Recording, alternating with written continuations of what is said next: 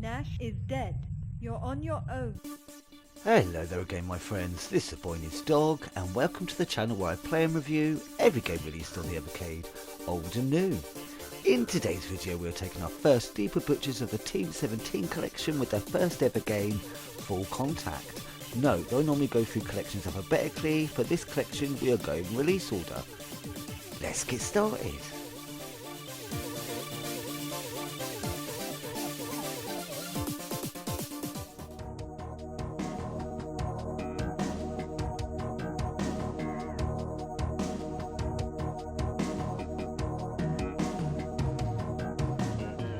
A young boy escapes and hides after the triad murder his entire family. He's taken in by an order of monks who teach him in the ways of old, the way of the warrior, only to defend him against the wrath of the triad. He swears never to make full contact. Full Contact is a fighting game developed by Team 17 and released for the Amiga in 1991. It's interesting as it's the first game developed by Team 17, and as first games go, it's got quite a bit going for it. Visually this would have stood up very well at the time, and even now it has a certain amount of charm to it. Also, considering it's their first stab at it, there's actually quite a bit to it.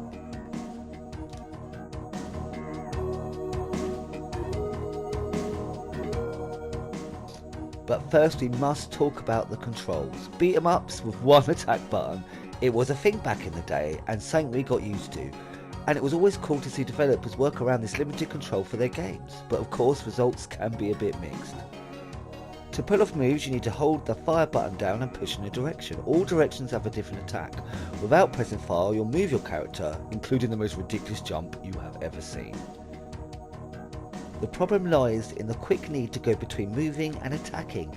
Sometimes the exact attack you want, you've blundered because you tried to move to position first and forgot to let go of the direction when you press the fire button.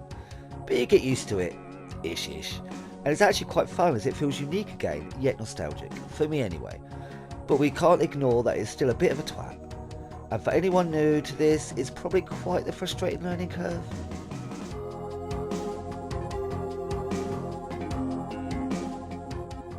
Beyond the controls we have the usual fight against 8 increasingly difficult opponents, but what makes it different and interesting are what happens around each fight. It does feel like you're moving through a story with the little comments from the monk depending on if you win or fail. You get a cool little bit of info about each fighter before you start, and after each fight you're allowed to test and train in a specific field. There's strength, stamina, speed, and then of course kick and punch attacks. Beyond that, you'll get a chance to try one of the mini games. The first has you ducking and jumping over planks that spin around a pole, and the second has you trying to mash what would have been a joystick to bring your power up and press fire before the timer reaches 0. I would say quickly save state before each one because when you're trying to learn, they can be over in a flash.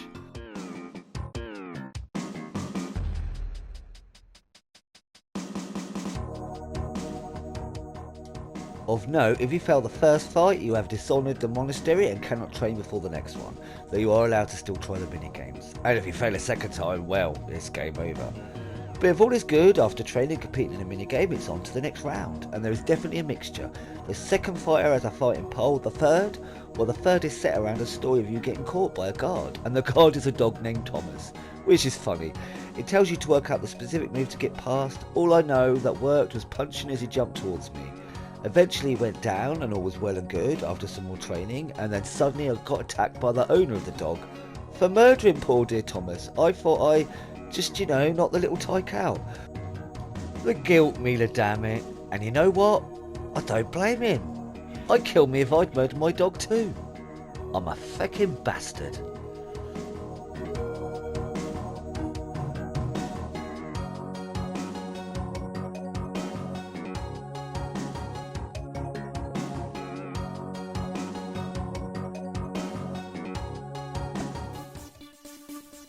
Joking aside, yeah, this game's a bit tricky due to the controls, and I can understand getting totally pissed off of it and leaving it aside.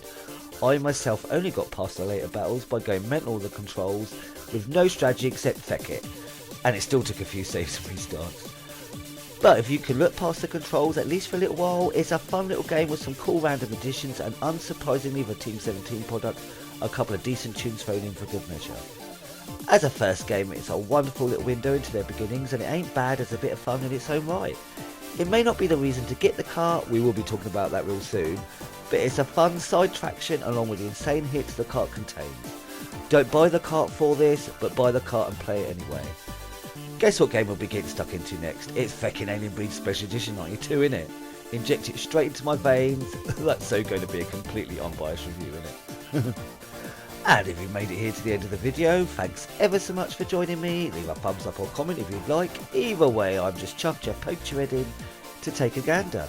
As always, I hope you're having an awesome day, my friends. And until next time, be seeing you.